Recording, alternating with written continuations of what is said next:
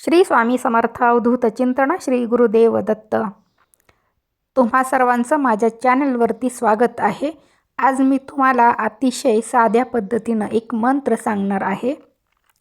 त्या मंत्राच्या प्रभावामुळे तुमच्या आयुष्यामधल्या अडचणी सगळ्या नक्की दूर होतील. अतिशय साधा तो मंत्र आहे.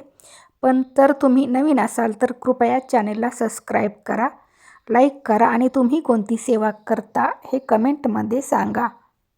श्री स्वामी समर्थ. प्रत्येकाचं नशीब लिहिणाऱ्या सटवाईला तिच्या मुलीनं एकदा प्रश्न विचारला की आई, रोज सकाळी तू कुठे जातेस? त्यावरही तिनं शांतपणे उत्तर दिलं की प्रत्येकाचं नशीब लिहिण्याचं काम मी करत असते. कुणाच्या आयुष्यामध्ये किती सुख आहे, कुणी किती आनंदात राहणार आहे, कुणाच्या आयुष्यामध्ये किती दुःख आहे, हे सगळं लिहिण्याचं काम मी करत असते. त्यावरती तिच्या मुलीनं विचारलं की माझ्या नशिबामध्ये आई तू काय लिहिलेलं आहेस? यावर तिने सांगितलं की तुझ्या नशिबामध्ये अत्यंत दुःख आहे, खूप दुःख तुला भविष्यामध्ये सहन करावं लागणार आहे. यावरती तिने सांगितलं की आई तू प्रत्येकाचं नशीब लिहितेस, मग स्वतःच्या मुलीचं नशीब इतकं वाईट का लिहिलंच? त्यावरती माता सटवाईनं उत्तर दिलं की नशीब लिहिणं हे माझ्या हातात आहे, पण ते काय लिहायचं हे ठरवण्याचा अधिकार माझा नाही किंवा नशीब बदलण्याचा अधिकार तोही माझा नाही, तर तो फक्त ब्रह्मदेवाचा आहे, ईश्वराचा आहे. आणि ब्रह्मा विष्णू महेश्वर म्हणजे गुरुदेव दत्तांना जो शरण जातो, परमेश्वराला ईश्वराला जो शरण जातो, तोच व्यक्ती नशिबाच्या चक्रातून बाहेर पडू शकतो. एरवी मी नशीब बदलू शकत नाही, ते माझ्या अधिकारामध्ये येत नाही. गुरुचरित्र ग्रंथ वाचत असताना एक गोष्ट मी वाचली की खूप छान वाटलं ते वाचून की ब्रह्मलिखित आहे ती, की ब्रह्मलिखित जे आहे ते बदलण्याची ताकद गुरूंमध्येच असते. आणि ब्रह्मा विष्णू महेश्वर यांचा एकत्रित अवतार म्हणजे आपले श्री गुरुदेव दत्त आणि यांचाच एक अवतार म्हणून श्री स्वामी समर्थ यांची मान्यता आहे. त्यामुळं या जगामध्ये श्री स्वामी समर्थांना जो शरण जातो, त्यांची सेवा करतो, चांगलं कर्म आणि परमेश्वराची सेवा या दोन गोष्टीमुळं आपलं नशीब कितीही खडतर असलं तरी ते बदललं जातं. तर श्री स्वामी समर्थांची आपल्या गुरुदेव दत्त महाराजांची सेवा कशी करायची? तर सेवा करणं म्हणजे काहीही वेगळं नाही.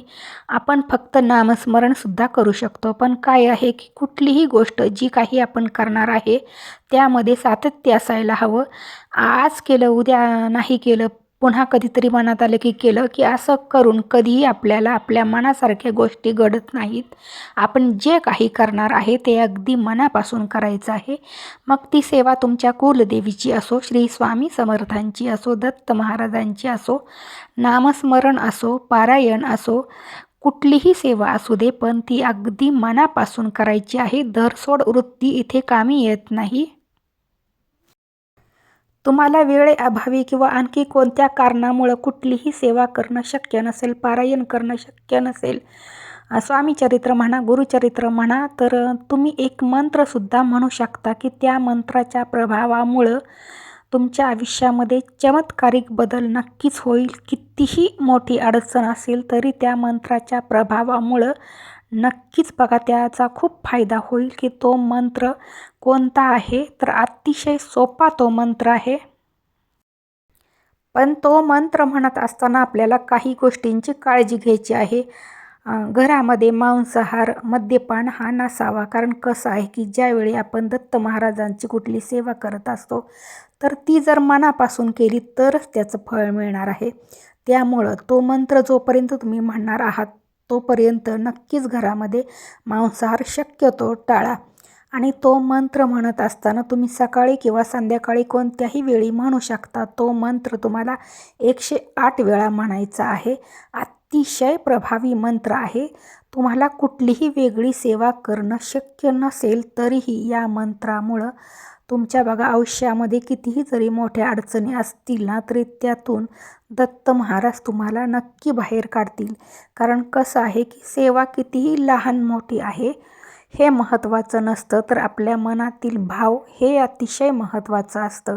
तुम्ही मनापासून फक्त मंत्र जप जरी केलात ना तरीही तुमची सेवा नक्की ईश्वरापर्यंत पोहोचेल. तो मंत्र अतिशय साधा आहे, प्रत्येकाला म्हणता येण्यासारखा आहे, पण खूप प्रभावी आहे.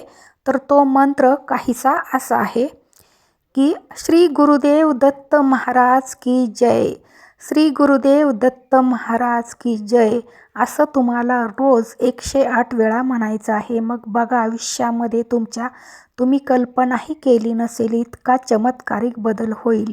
तर ही साधी सेवा जरी केलीत ना तरीही खूप फरक पडेल. की जर तुम्हाला काही कारणामुळं पारायण करणं शक्य नसेल, खूप वेळ तुम्हाला पारायण करण्यासाठी तुमच्याकडं वेळ नसेल, तर तुम्ही ही साधी सेवासुद्धा करू शकता. खूप त्याचा फायदा होईल. श्री स्वामी समर्थ अवधूत चिंतन. श्री गुरुदेव दत्त. चॅनेलवरती नवीन असाल तर सबस्क्राईब करा.